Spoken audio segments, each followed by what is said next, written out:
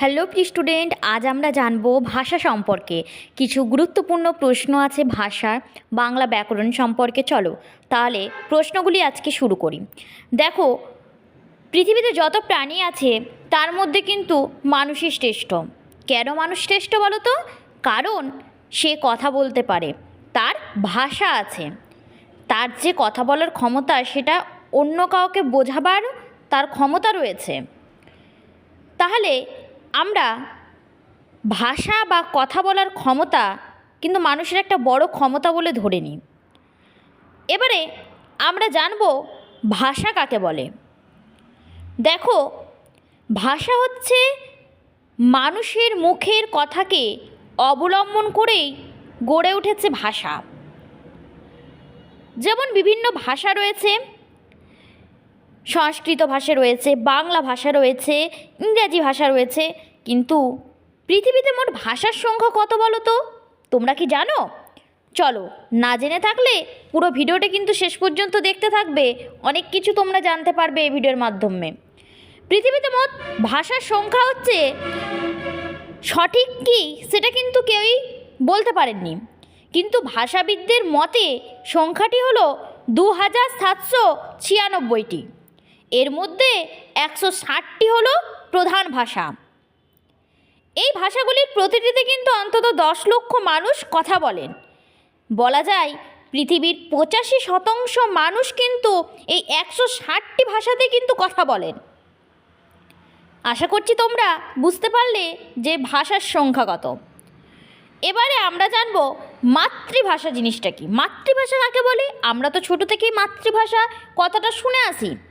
মাতৃভাষা হলো মায়ের মুখ থেকে শোনা যে ভাষা, সেটাই হচ্ছে মাতৃভাষা। পৃথিবীতে দেখো, সব দেশের প্রতিটি মানুষের একটি করে কিন্তু মাতৃভাষা রয়েছে। যেমন আমরা দেখো সবসময় যে ভাষাটি ব্যবহার করছি বাড়িতে, সেটা হচ্ছে বাংলা। যারা ধরো উড়িষ্যায় থাকছে তারা ওড়িয়া ভাষায় কথা বলছে, যারা তামিল মানুষ, তামিলনাড়ুর রাজ্যে বসবাসকারী, তারা কিন্তু তামিল ভাষায় কথা বলছে। সবারই কিন্তু, সব দেশেরই নিজস্ব এক একটি করে ভাষা আছে। আমাদের দেশে যেমন বাংলা ভাষা, আমরা কিন্তু মাতৃভাষায় কথা বলি, কারণ আমরা মায়ের মুখ থেকে যে ভাষাটি আমরা শুনে আসছি সেটি আমাদের মাতৃভাষা।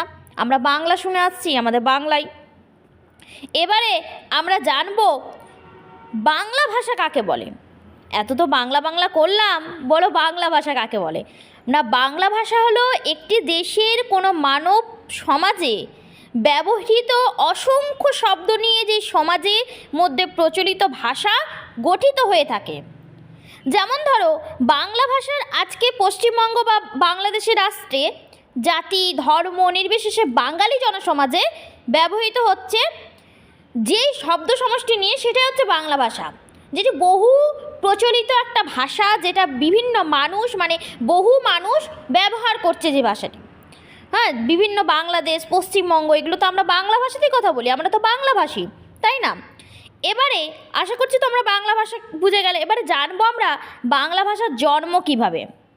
এটা তো তোমাদের জানা দরকার। বাংলা ভাষার জন্মটা হলো কিভাবে? না, বাংলা ভাষার জন্ম হয়েছে সংস্কৃত ভাষা থেকে। এবারে তোমরা বলবে, ম্যাম সংস্কৃত ভাষা তো জানি না। হ্যাঁ, তাও বটে। সংস্কৃত ভাষা হচ্ছে প্রাচীন ভারতে আর্যদের ভাষা। এবারে আমি দেখো দুটো প্রশ্ন লিখে রেখেছি, ধ্বনি কাকে বলে আর বর্ণ কাকে বলে। তার আগে কিন্তু আমি বলবো, আমার চ্যানেলটিকে এখনও যারা সাবস্ক্রাইব করোনি অবশ্যই করে নেবে। তোমরা কিন্তু অনেক কিছু এই ব্যাকরণ সম্পর্কে এবং সাহিত্য সম্পর্কে অনেক কিছু জ্ঞান আমার এই চ্যানেলের মধ্যে পাবে। চলো আমরা এবারে জেনে নিই ধ্বনি কাকে বলে। দেখো, ধ্বনি বর্ণ এগুলো কিন্তু আমি বিস্তারিতভাবে একটা ভিডিওর মাধ্যমে আলোচনা আগে করে দিয়েছি। তোমরা যদি এখনও দেখোনি যারা, অবশ্যই গিয়ে একবার চেক করে নেবে, দেখবে তোমাদের অনেক সহজ মনে হবে সেসব ভিডিওগুলো, ওইখানে বিস্তারিতভাবে আলোচনা করেছি। তো আজ জানবো ধ্বনি কাকে বলে। দেখো, ধ্বনি হচ্ছে একটি শব্দের সবচেয়ে ছোট অংশ।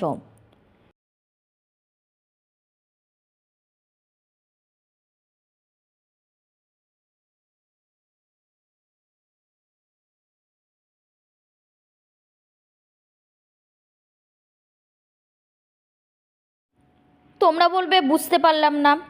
ঠিক আছে, দেখো, যে কোনো ভাষার উচ্চারিত একটি শব্দকে যদি ভেঙে ফেললে আমরা পাবো কতগুলো ধ্বনি। কিভাবে পাবো বলো তো? দেখো, আমি বই পড়ি, এই কথাটা আমি বলছি। এই কথাগুলো যদি উচ্চারণ করার সময় আমরা যে ধ্বনিগুলিকে ব্যবহার করছি সেগুলোই তো ধ্বনি। যেমন আমি, আ, ম, ই, এগুলো দেখো, আমিটাকে ভাঙো, সন্ধি বিচ্ছেদ করো ছোটো ছোটো করে, দেখো কী বেরোচ্ছে, আ যোগ ম যোগ হস্যই। তাহলে এগুলো ভেঙে যে অক্ষরগুলো আমরা পাচ্ছি সেটাই হচ্ছে ধ্বনি। এবারে আমরা জানবো বর্ণ জিনিসটা কি। না, ধ্বনির লিখিত রূপকেই বর্ণ বলি। বর্ণ কিন্তু আমরা বর্ণ কিন্তু আমরা দেখতে পাই, কিন্তু ধ্বনি শ্রুতিগ্রাহ্য, ধ্বনি আমরা শুনতে পাই, তাই না? বর্ণ লিখছি একটা জিনিস, সেটা তো আমরা চোখে দেখতে পাচ্ছি, সেটাই হচ্ছে বর্ণ। ধ্বনির লিখিত রূপকে বর্ণ বলে। চলো, আশা করছি তোমরা এই ভিডিওটার মাধ্যমে অনেক উপকৃত হলে। যদি তোমাদের ভিডিওটি ভালো লেগে থাকে অবশ্যই চ্যানেলটিকে আমার সাবস্ক্রাইব করে দেবে।